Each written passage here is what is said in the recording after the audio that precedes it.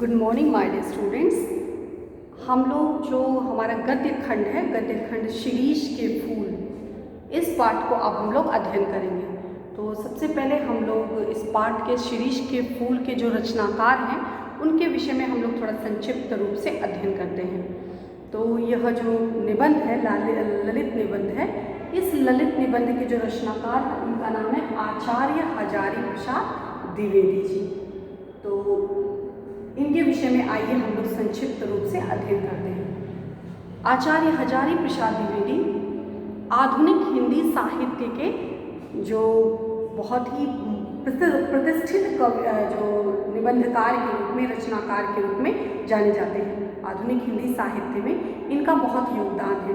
इन्होंने कई तरह की रचनाएं, जैसे निबंध संग्रह भी, इनके निबंध संग्रह मिलते हैं, इनके उपन्यास मिलते हैं, आलोचनात्मक ग्रंथ मिलते हैं, ग्रंथ संपादन मिलते हैं, बहुत सी ऐसी उनकी रचनाएं हैं जो देखने को मिलती हैं। तो हिंदी साहित्य में दैदीप्यमान ज्योति के रूप में यह विद्यमान है। तो आइए हम इनके विषय में संक्षिप्त रूप से अध्ययन करते हैं। जीवन परिचय।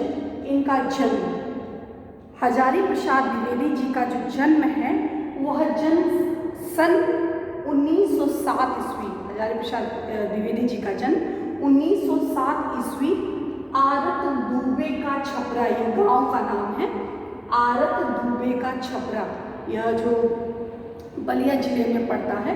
तो सन 1907 में आरत दुबे का छपरा गांव का नाम है आरत दुबे का छपरा, इस गांव में हुआ था और यह गांव बलिया डिस्ट्रिक्ट में पड़ता है। तो बलिया जिले में और उत्तर प्रदेश में जो है यह पड़ता है। तो इनका जन्म 1907 में बलिया में हुआ था। इनकी जो मृत्यु हुई थी सन 1979 दिल्ली में इनकी मृत्यु हुई थी। इनकी मृत्यु 1979 दिल्ली में हुई थी।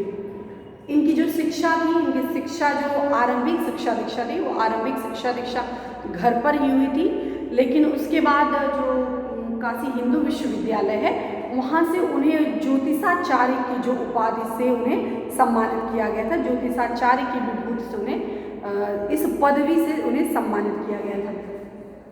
इसके साथ साथ उन्हें लखनऊ विश्वविद्यालय है, लखनऊ विश्वविद्यालय के द्वारा उन्होंने कबीर के विषय पर, कबीर के जीवन पर उन्होंने बहुत ही गहन अध्ययन किया था। इसके फलस्वरूप उन्हें पीएचडी की जो उपाधि है उन्हें लखनऊ विश्वविद्यालय के द्वारा जो है वो प्रदान की गई थी। कब प्रदान की गई थी? 1949 में। 1949 में कबीर पर गहन अध्ययन, 1949 में कबीर पर गहन अध्ययन करने के कारण उन्हें पीएचडी जो है उनकी पीएचडी की जो उपाधि उनको मिली थी लखनऊ विश्वविद्यालय के द्वारा, कब? सन 1949 में। और उनकी रचनाओं के विषय में हम थोड़ा सा अभी थोड़ा रुक के पढ़ेंगे। तो सबसे पहले इनके पिताजी का नाम है, इनके पिताजी का नाम श्री अनमोल द्विवेदी था। हजारी प्रसाद द्विवेदी जी के पिताजी का जो नाम है श्री अनमोल द्विवेदी जी है। सन 1940 में द्विवेदी जी ने शांति निकेतन में अध्यापन कार्य किया। जब एजुकेशन कंप्लीट करने के बाद शांति निकेतन में इन्होंने अध्यापन का कार्य जो है वो किया। और यही कारण है कि वह जो रविंद्रनाथ टैगोर और महात्मा गांधी से इनका अच्छा खासा जो संपर्क था, संबंध था, वो आपस में बातचीत जो भी है, उनके जीवन की जो छाप है उनकी रचनाओं में स्पष्ट रूप से देखने को मिलती है। तो 1940 में इन्होंने अध्यापन कार्य किया था शांति निकेतन में। फिर उसके बाद हिंदी भवन के इन्हें डायरेक्टर के रूप में जो है, हिंदी भवन के डायरेक्टर के निदेशक के रूप में उन्हें सम्मानित किया गया। और हिंदी विभाग के जो हिंदू विश्वविद्यालय में हिंदी विभाग के प्रोफेसर के रूप में, अध्यक्ष के रूप में जो है इनका चुनाव हुआ था। इनकी जो प्रमुख रचनाएं बहुत सी हैं, लेकिन जो कुछ महत्वपूर्ण रचनाएं हैं जिनके विषय में हम पढ़ेंगे। सबसे पहले निबंध संग्रह। इनकी जो ख्याति है हिंदी साहित्य में, यह मशहूर है निबंधकार के रूप में इनकी अच्छी खासी जो है पकड़ है। तो वह निबंध में उनके कई निबंध उन्होंने रचना किए हैं, जैसे अशोक के फूल है, कुटज है, कल्पलता है, विचार और वितर्क है, विचार प्रवाह है, आलोक पर्व है, प्राचीन, भारत के कल्पनात्मक विनोद और भी बहुत से मशहूर जो इनके प्रतिष्ठित निबंध है, जो हम अलग अलग पुस्तकों में आपको देखने को मिलेगा। नेक्स्ट है उपन्यास। इनकी जो उपन्यास है, प्रसिद्ध उपन्यास है, वह है बाण भट्ट की आत्मकथा। ये जो बहुत ही पॉपुलर, बहुत ही फेमस है उपन्यास, बाण भट्ट की आत्मकथा। चारुचंद्र लेख, पुनर्नवा, अनाम दास का पोथा। ये जो चारों है बहुत ही महत्वपूर्ण है। बाण भट्ट की आत्मकथा, चारुचंद्र लेख, पुनर्नवा और अनाम दास का पोथा। नेक्स्ट है आलोचना। आलोचनात्मक ग्रंथ के रूप में इतिहास सूर साहित्य, कवियों के ऊपर इन्होंने आलोचनात्मक लेख लिखे हैं। तो सूर साहित्य, कबीर के जीवन पर गहन अध्ययन के कारण ही उनको PhD की उपाधि मिली थी, तो इसलिए कबीर के विषय में भी इन्होंने आलोचनात्मक लेख लिखे हैं। मध्यकालीन बोध का स्वरूप, नाथ संप्रदाय, कालिदास की लालित्य योजना। यह भी अक्सर पूछा जाता है, कालिदास की लालित्य योजना किसके द्वारा रचित है, तो वह हजारी प्रसाद द्विवेदी के द्वारा। हिंदी साहित्य का आदिकाल, जो साहित्य जो विभाजन किया गया है, तो हिंदी साहित्य का जो आदिकाल है उसके विषय में इन्होंने जो है आलोचना जो है अपनी की है। हिंदी साहित्य का उद्भव और विकास, तो हिंदी साहित्य का किस प्रकार उद्भव हुआ, किस प्रकार उसका विकास हुआ, संपूर्ण रूप से उसकी आलोचनात्मक ग्रंथ लेख के रूप में इन्होंने लिखा है। नेक्स्ट है ग्रंथ संपादन। किन किन ग्रंथों का इन्होंने संपादन किया है, तो संदेश रासक, पृथ्वीराज रासो तथा नाथ सिद्धों की बानियाँ, यह इनके ग्रंथ हैं जिनका संपादन उनके द्वारा किया गया है। हजारी प्रसाद द्विवेदी को इस साहित्य सेवा के कारण अनेक पुरस्कार और कई प्रकार के इनको पुरस्कार से विभूषित किया गया है इनकी रचनाओं के आधार पर। इन्हें जो महत्वपूर्ण सम्मान से इन्हें मिला है वो सम्मान के रूप में है साहित्य अकादमी पुरस्कार, पद्म भूषण पुरस्कार, साहित्य अकादमी पुरस्कार, पद्म भूषण, डी लिट आदि। द्विवेदी जी का संपूर्ण जीवन राजकमल प्रकाशन दिल्ली से हजारी प्रसाद द्विवेदी ग्रंथावली, इसके कई खंड जो है वो प्रकाशित हो चुके हैं। अब हम पढ़ेंगे साहित्यिक विशेषताएं। हमने आपको बता दिया कि जो हजारी प्रसाद द्विवेदी हैं, इनकी जो वैसे तो इन्होंने बहुत सी रचनाएं लिखी हैं, लेकिन जो मशहूर हैं, प्रसिद्ध हैं, वो निबंध लेख के रूप में इनको जो है विशेष जो है महत्व दिया जाता है। तो उनमें कई प्रकार के निबंध हैं, भावनात्मक निबंध होते हैं, जो है विचारात्मक निबंध होते हैं, उसके साथ साथ जो है टिप्पणी आलोचनात्मक जो है निबंध इन्होंने लिखे हैं।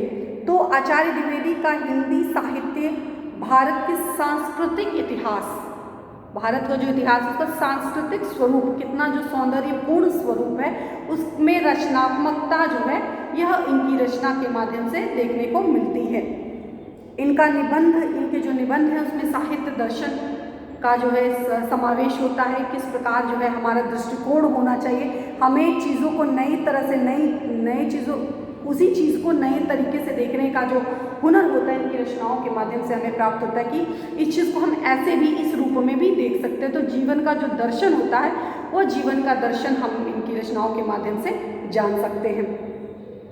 इसके साथ साथ मानवता, जिनकी रचनाएं हैं उनमें रचनाओं में सब धर्म समभाव की बात, मानवता की सब कुछ भूल करके हमें सबसे ये याद रखना चाहिए कि हम मानव हैं।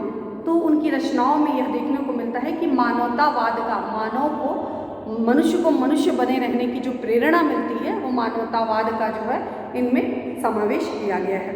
विनोद प्रियता, बड़े ही चुटीले अंदाज में, बड़े ही अच्छे व छोटे सारगर्भित शब्दों के द्वारा बड़े ही गूढ़ बातों को कहने में ये सिद्धस्त है और विचारों को बड़े ही ओपन तरीके से, खुले रूप में अपने विचार को बेबाक रूप से, बिना किसी डरे सहमे अपनी बात को लोगों के सामने प्रस्तुत करने के लिए यह जाने जाते हैं कि अपने शब्दों के द्वारा, चुटीले अंदाज के द्वारा, टीका टिप्पणी के द्वारा, आलोचनात्मक रूप में, व्यंग्यात्मक रूप में अपनी बात को बिना किसी डरे बेबाक रूप से लोगों के सामने प्रस्तुत करते हैं। इनकी भाषा शैली, इन्हें कई, यद्यपि इनका जो अध्ययन था वो जो प्रारंभिक अध्ययन है वो घर पर ही इन्होंने किया है, लेकिन फिर भी उन्हें कई भाषाओं का जो है वह ज्ञान था। द्विवेदी जी की भाषा में संस्कृत विषय, उर्दू, प्राकृत और अपभ्रंश तथा बांग्ला आदि भाषाओं के शब्दों की प्रचुरता मिलती है। जो इनकी रचनाएं हैं, उनकी रचनाओं में विभिन्न प्रकार की भाषाओं का जो है समन्वय देखने को मिलता है। जो भी रचनाएं, अगर आप इनकी जो रचना सीरीज के फुल जो 12th में आपके पाठ्यक्रम में दी हुई है, जब आप उसको पढ़ेंगे तो उसमें कई संस्कृत के शब्द हैं, कई उर्दू के शब्द हैं, कई ऐसे शब्द हैं जो आपको देखने को मिलेंगे। और इसके साथ साथ बड़े ही सरल सहज रूप से अपने हृदय की अनुभूतियों को, बातों को बड़े ही वैचारिक रूप से लोगों के सामने जो है वो स्पष्ट करते हैं। और इनकी शैली भावनात्मक है, व्यंग्यात्मक है, विचारात्मक रचनाएं की हैं। और जो इनकी रचना है, उनकी रचना में किसी प्रकार का जो शब्द क्लिष्ट तो है, लेकिन शब्द क्लिष्टता के साथ ऐसा नहीं है कि किसी प्रकार का जैसे बहुत ज़्यादा बर्डन जैसा, बहुत ज़्यादा मतलब बहुत पढ़े लिखे हैं तो उसका जो भार या पाठक को समझ में ना, ऐसा कुछ देखने को नहीं मिलता। बड़े ही सरल रूप में, यद्यपि शब्द क्लिष्ट हैं, शब्द जो हैं वो क्लिष्ट हैं, थोड़ा सा समझने के लिए आपको मेहनत करनी पड़ेगी, लेकिन जो गूढ़ विषय उन्होंने बताए वो बहुत ही अच्छे हैं। बड़े लंबे उनके निबंध हैं और उन निबंध को बड़े अच्छे अंदाज से उन्होंने अभिव्यक्त किया है। तो यह इस प्रकार उनका आचार्य हज़रत प्रसाद द्विवेदी के विषय में संक्षिप्त परिचय है। आप इसको पढ़ करके, और बुक से, आपके बुक में पूरा डिटेल दिया हुआ, बस हमने कुछ महत्वपूर्ण बिंदुओं को आपको बताने का प्रयास किया। तो इसमें जो है निबंध, उपन्यास, आलोचना, यह आपको विशेष रूप से याद रखना है और इसको आप देख करके कॉपी में लिख लीजिएगा। नेक्स्ट सीरीज के फूल हम लोग नेक्स्ट क्लास में अध्ययन करेंगे। धन्यवाद।